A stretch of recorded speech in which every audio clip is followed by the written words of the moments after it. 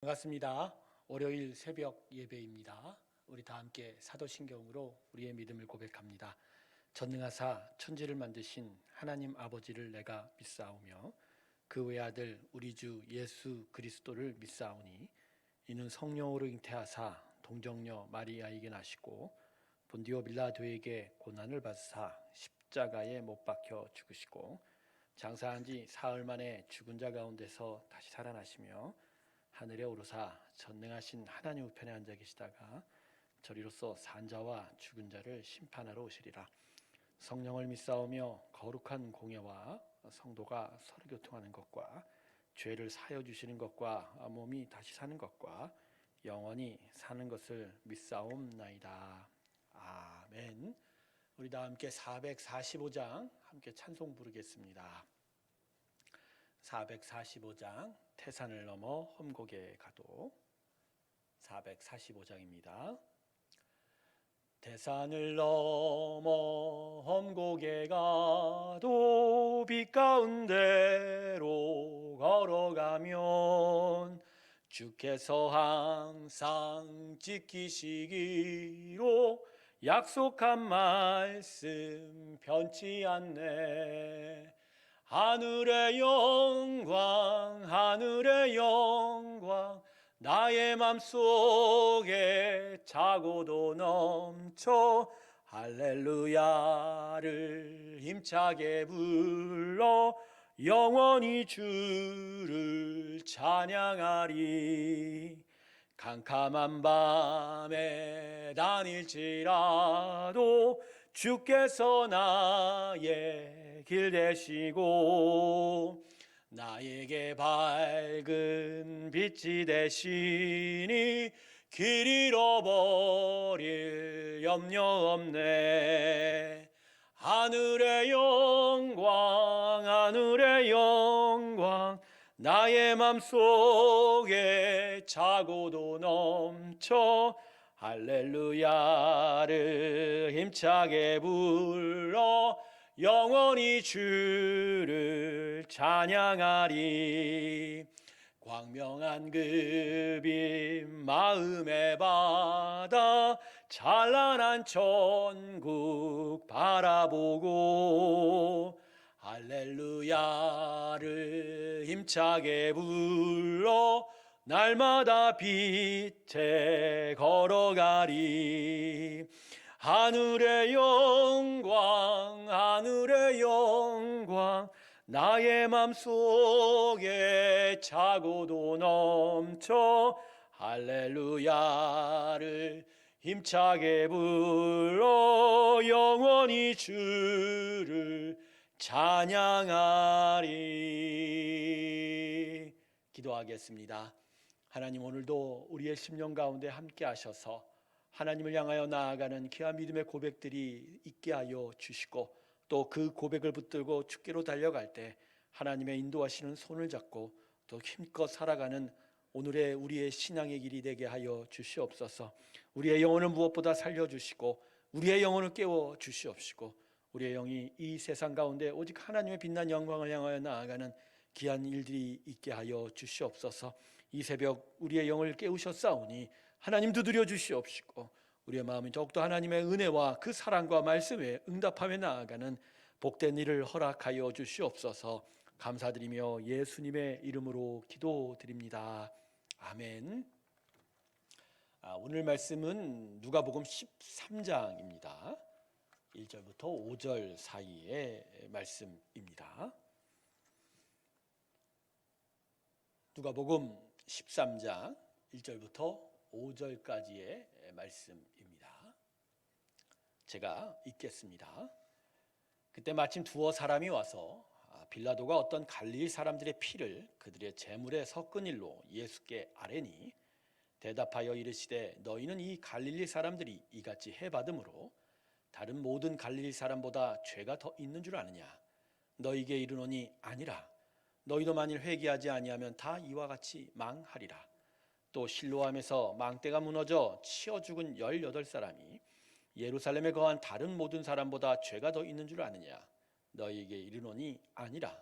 너희도 만일 회개하지 아니하면 다 이와 같이 망하리라. 지난 몇 주 전 터키에서 큰 지진이 나서 많은 이들이 희생을 당하는 일이, 안타까운 그 일이 일어났는데, 진도가 7.9라고 하죠. 이 정도면요, 거리에 서 있는 건물이 오래된 건물이면 맥없이 그냥 무너져 수밖에 없는 엄청난 재해라고 합니다. 그런데 이러한 자연재해, 크고 심각한 자연재해가 일어나면 많은 사람들은 이러한 사건에 여러 의미를 좀 찾아보고자 하죠. 가령 지구 환경적으로는 재난의 원인이 지구 온난화와 같은 생태 과학적 이유에서 있는 건 아니냐라는 그런 이야기거리도 나타나게 되는데, 어떤 쪽에서는 또 많은 사람들은 재난이 일어난 이 이유는 그 지역 사람들의 죄 때문이다라고 쉽게 결론을 내리는 일도 종종 일어납니다. 그럴 때마다 아주 쉽게 그들을 정죄하고 이것들이 바로 그러한 일들이라고 우리가 아주 공격을 하게 되는데, 오늘 본문 말씀도 이 주제에 관해서 예수님께서 가르치신 본문입니다. 본문에는 예수님 당시에 일어난 두 가지 사건이 기록되고 있어요. 이 첫 번째 사건은 당시 총독 빌라도가 갈릴리 지역의 일부 사람들을 학살한 사건입니다. 자, 이 예수님 이전 시대에 로마 제국의 지배에 저항하던 이스라엘 사람들이 일단 있는데, 이들이 로마 제국의 핍박을 피해서 예루살렘에서 북쪽 갈릴리 지역으로 이주해 갔습니다. 자, 그 후로 이 갈릴리 지역 사람들은 특별히 로마 제국에 반감을 많이 갖는 그런 지역성을 갖게 되죠. 그런데 이 갈릴리 사람들이 예루살렘으로 방문할 수밖에 없게 되죠. 이스라엘 사람들 1년에 3번의 절기를 예루살렘 성전을 방문해야 되는데, 그렇게 절기 때 예루살렘을 방문할 때면 예루살렘 거리에서 로마에 저항하는 데모를 하거나 항거를 벌이기 일쑤였답니다. 바로 이러한 갈릴리 사람들의 어떤 저항한 거에 대해서 빌라도 총독은 그들을 무참하게 학살하는 일로 대응한 거죠. 아무래도 자신의 통치를 보다 더 쉽게 하기 위해서 무차별적, 그러니까 두려움을 심게 되는 거죠. 그래서 유대인 요세푸스의 어떤 기록에 의하면 이럴 때마다 학살당한 사람의 숫자가 한 번에 3,000명, 또 한 번에 2만 명에 이르는 사건들이 계속 있어 왔다고 기록하고 있습니다. 자, 두 번째 사건은 실로암 망대가 무너져서 18명 사람이 죽은 것입니다. 아마 예수님 바로 그 당시였던 것 같아요. 그래서 실로암 샘물을 지키기 위해서, 또 외적을 지키기 위해서 근처에 바로 망대를 세웠는데, 이 부실공사였나 봐요. 지금 잘 보면 부실공사. 그러니까 한국의 성수대교 무너진 것처럼, 삼풍백화점 무너진 것처럼 부실공사가 원인이 돼서 그 밑에나 그곳에 있던 사람 18명이 죽은 사건이 일어났습니다. 그런데 문제는 이러한 사건이 일어날 때 이 사건들에 대해서 대다수 이스라엘 사람들이 생각하는 관점이라는 거죠. 즉, 이러한 사고가 일어난 거는 희생당한 자들의 죄 때문이다라고 생각하고 있습니다. 여러분, 요한복음 9장을 보면 이러한 사고가 재차 반복되어 나타나 있는 기록이 있죠. 예수님께서 제자들과 함께 길을 거시는데, 날 때부터 맹인이 된 사람을 만났을 때 제자들이 그 맹인이 앞을 보지 못한 이유를 죄로 보고 있었죠. 그래서 이게 그 사람의 죄냐 아니면 그 부모의 죄냐 이렇게 물어보는 거예요. 결국 똑같은 맥락이거든요. 그러니까 모든 사건의 뒤에 죄가 있다, 쉽게 정죄하려고 하는 것이죠. 성도 여러분, 모든 재난의 인간 사회의 모든 재난의 궁극적인 원인은 원초적인 사람의 타락과 죄악으로 인한 것이 맞습니다. 그건 맞아요. 아담의 타락으로 그 후손들이 바르게 살아오지 못했고, 그 과정에서 수많은 죄악들이 인간 세계 모든 일에 부패를 가져오고, 그죠? 그 부패와 부정들이 악의 사슬을 만들어 놓고, 그러한 일들을 통해서 이 땅에 많은 재난이 일어날 수밖에 없는 거고요. 또 이와 같이 자연 세계도 함께 뒤틀려 온 일들이 있는 거죠. 그리고 또 짐작할 수 없는 또 하나님의 징계도 분명히 이 안에 포함되어 있기는 합니다.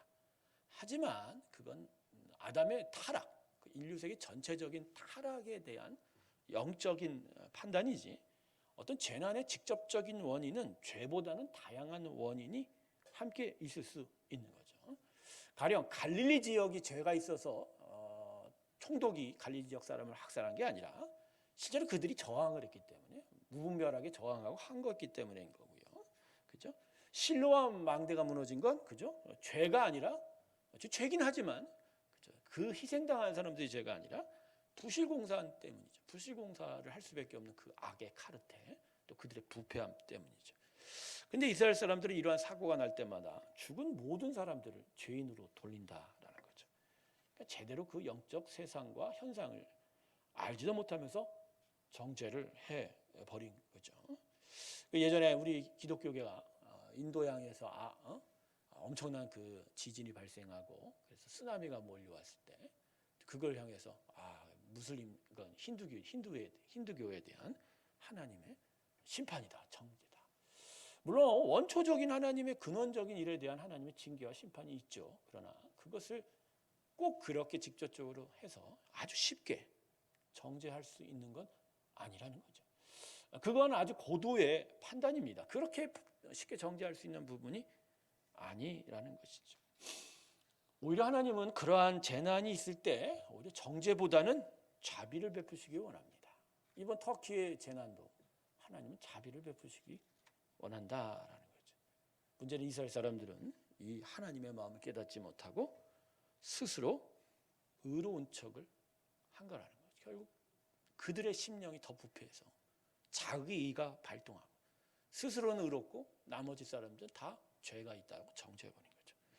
그래서 예수님께서는 쉽게 남을 정죄하는 이스라엘 사람들에게 이렇게 말씀하십니다. 3절을 보십시오. 너희에게 이르노니 아니라 너희도 만일 회개하지 아니하면 다 이와 같이 망하니라. 그리고 이 말씀을 이어지는 5절에도 재차 반복하셨습니다. 그러니까 남들을 보고 남의 죽음, 남의 재앙을 보고 쉽게 그들을 정죄하는데 그러지 마라. 오히려 너 자신부터 돌아봐라. 이러한 말씀을 하고 있는 거죠. 마태복음 7장 3절에 보면 그래서 예수님이 어찌하여 형제 눈 속에 있는 티는 보고 내 눈 속에 있는 들보는 깨닫지 못하느냐라고 이렇게 이야기하신다라는 거죠. 여러분, 회개가 정말 필요해요. 사람은요. 이 하나님 앞에서 자기 자신이 어떠한 일을 아주 겸허하게 반성을 하고 항상 하나님 앞에 죄인된 존재, 하나님의 그 사랑으로 말미암아 정말 값없이 구원을 얻어 오늘로 거룩한 자의 삶으로 인도함을 받고 있다라는 것을 정말 감사하며 겸손하게 살아야 하는데 사람들이 그 겸손이 없은 채 오히려 하나님을 조금 알았다고, 선을 조금 알았다고 오히려 그것을 남을 쉽게 정죄하고 자기를 의롭다 여기는 그런 일들, 그게 바로 바리새인들이었고, 그런 바리새인화가 모든 시대, 모든 신앙인들에게 거듭거듭 반복이 되어 왔다라는 거죠. 그래서 오늘 말씀은 참 먼저 믿는 우리들에게 정말 깊이 겸손하게 만드는, 그리고 정말 자기 자신의 심령을 다시 한번 회개할 수 있는 귀한 가르침을 허락해 줍니다. 사랑하는 성도 여러분, 무엇보다 자기 자신의 심령의 부패함을 항상 바라보십시오.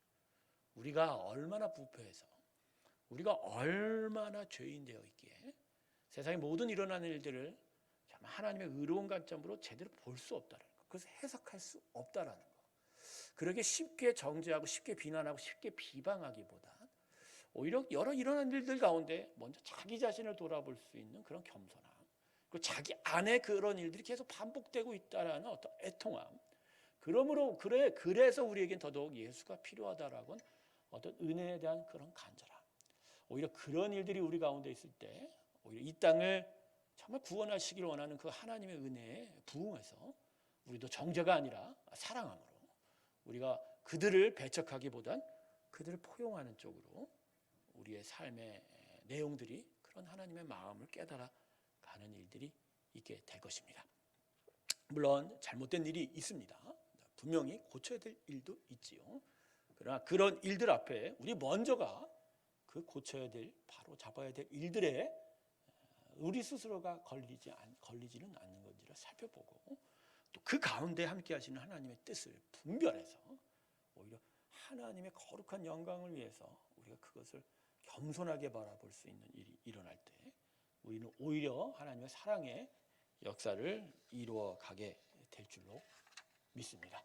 한 사람의, 우리들의 입의 정죄가 아니라 우리들의 손발의 섬김이 오히려 이 땅의 평화와 땅에 하나님의 공의와 은혜의 역사를 이루어 간다는 것을 마음에 새기면서 오늘 이 한 주를 시작하는 이 월요일 새벽 아침 우리의 마음에 겸손이 무엇보다 자리 잡는 귀한 은혜가 있기를 바랍니다. 기도하겠습니다.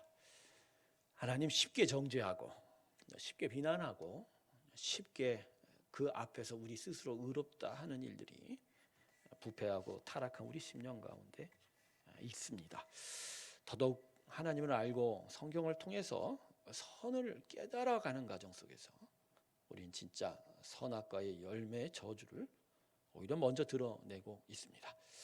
하나님, 우리에게 필요한 건 선악의 판단이 아니라 선악을 분별케 하시는 그 하나님의 마음을 깨달아가고 그 하나님을 쫓아가는 일일 것입니다. 이 땅에 예수를 주셨던 하나님께서는 심판은 뒤로 미루시고 오히려 구원하시고자 하시고 분명한 공의를 세우시고자 오히려 예수를 십자가에 죽이신 그 놀라운 사랑을 보여주셨는데, 오히려 그 사랑을 우리가 배울 때 우리가 쉽게 정죄하기보단 겸손하게 하나님의 뜻을 발견하고 오히려 예수님의 사랑을 향하여 나아가는 귀한 일들을 허락하여 주시옵소서. 새로운 교회가 그 은혜 위에 서게 하시고 예수님의 그 미련한 사랑을 우리 안에 다시 닮아 그 미련한 사랑을 쫓아가는 귀한 사랑의 일들이 있게 하여 주시옵소서.